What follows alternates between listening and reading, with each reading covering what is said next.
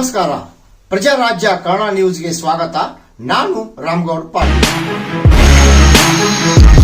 ನಕಲಿ ದಾಖಲೆ ಸೃಷ್ಟಿಸಿ ಜಮೀನು ಮಾರಾಟ ಪ್ರಕರಣ, ದುಡ್ಡಿನ ಹಣದ ದಡ್ಡಿ ಮನಿ ಸಾಥ್ ಕೊಟ್ಟ ಸಬ್ ರಿಜಿಸ್ಟರ್ ಬಾನಿಮಠ್ ಹಾಗೂ ಬಾಂಡ್ ರೈಟರ್ ಆನಂದ್ ದಡ್ಡಿ ಮನಿ ಈಗ ಪೊಲೀಸ್ ಅತಿಥಿ. ಅವ್ರ ಮೇಲೆ ಪ್ರಕರಣ ದಾಖಲಾಗುತ್ತಿದ್ದಂತೆ 15 ದಿನ ತಲೆಮರೆಸಿಕೊಂಡಿದ್ರು.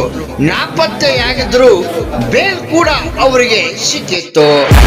ಒಂದು ಪ್ರಕರಣಕ್ಕೆ ಬೇಲ್ ಸಿಕ್ಕಿತ್ತು, ಮತ್ತೊಂದು ನಕಲಿ ದಾಖಲೆ ಸೃಷ್ಟಿಸಿದ ಆರೋಪಕ್ಕೆ ಪ್ರಕರಣ ದಾಖಲಾಗಿತ್ತು. ಇಂಥ ಖತರ್ನಾಕ್ಗಳು ಇನ್ನೆಷ್ಟು ನಕಲಿ ದಾಖಲೆ ಸೃಷ್ಟಿಸಿ ಜಮೀನು ಮಾರಾಟ ಮಾಡಿದ್ದಾರೆ ಪೊಲೀಸ್ ತನಿಖೆಯಿಂದ ಗೊತ್ತಾಗಬೇಕಾಗಿದೆ. ನಕಲಿ ದಾಖಲೆ ಸೃಷ್ಟಿಸಿ ಜಮೀನು ಮಾರಾಟ, ದುಡ್ಡಿನ ಹಣದ ದಡ್ಡಿ ಮನಿ ಸಾಥ್ ಕೊಟ್ಟ ಸಬ್ ರಿಜಿಸ್ಟರ್ ಅರೆಸ್ಟ್. ಕುರುನಿ ಗ್ರಾಮದಲ್ಲಿರುವ 2.1 ಎಕರೆ ಜಮೀನಿಗೆ ನಕಲಿ ದಾಖಲೆ ಸೃಷ್ಟಿಸಿ ಬೇರೆ ವ್ಯಕ್ತಿ ಹೆಸರಿನಲ್ಲಿ ನೋಂದಣಿ ಮಾಡಿಸಿ ಮಾರಾಟ ಮಾಡಿದ್ದರು ಈ ಖತರ್ನಾಕ್ ಆರೋಪಿಗಳು. ಇಂತಹ ಅಕ್ರಮ ಕುರಿತು ಸಬ್ ರಿಜಿಸ್ಟರ್ ಸೇರಿ ಹಲವರ ವಿರುದ್ಧ ಹುಕ್ಕೇರಿ ಪೊಲೀಸ್ ಠಾಣೆಯಲ್ಲಿ ದೂರು ಕೂಡ ದಾಖಲಾಗಿತ್ತು.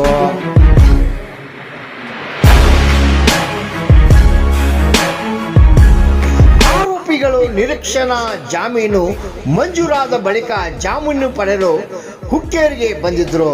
ಇನ್ನೇನು ಜಾಮೀನು ಪತ್ರಗಳನ್ನು ತೋರಿಸಿ ನಿರಾಳರಾಗುವಷ್ಟರಲ್ಲಿ ಹುಕ್ಕೇರಿ ಪೊಲೀಸರು ಆರೋಪಿಗಳನ್ನ ಬಂಧಿಸಿ ಗೋಕಾಕ್ ಸಬ್ ಜೈಲಿಗೆ ಇಟ್ಟಿದ್ದಾರೆ.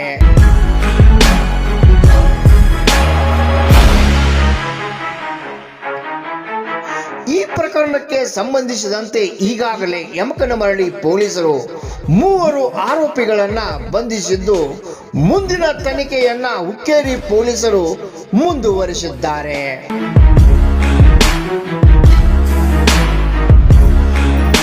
ಹುಕ್ಕೇರಿ ಸಬ್ ರಿಜಿಸ್ಟರ್ ಮಡಿವಾಳಯ್ಯ ಬಾನಿಮಠ್ ಹಾಗೂ ಆನಂದ್ ದಡ್ಡಿಮನಿ ಬಂಧಿತ ಆರೋಪಿಗಳು.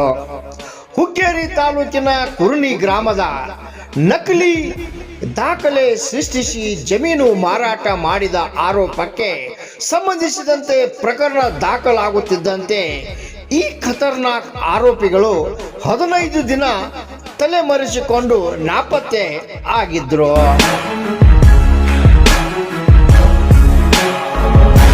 ಈ ಪ್ರಕರಣದಲ್ಲಿ 8 ಆರೋಪಿಗಳು ಇದ್ದು 7 ಹಾಗೂ 8ನೇ ಈ ಆರೋಪಿಗಳು.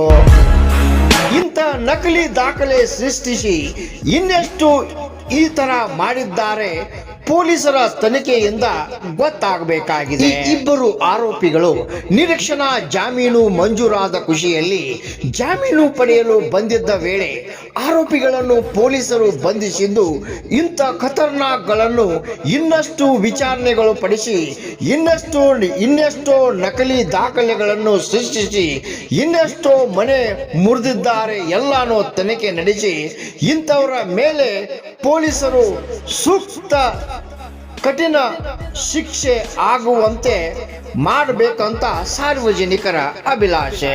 ರಾಮಗೌಡ ಪಾಟೀಲ್, ಪ್ರಜಾರಾಜ್ಯ ಕನ್ನಡ ನ್ಯೂಸ್, ಹುಕ್ಕೇರಿ.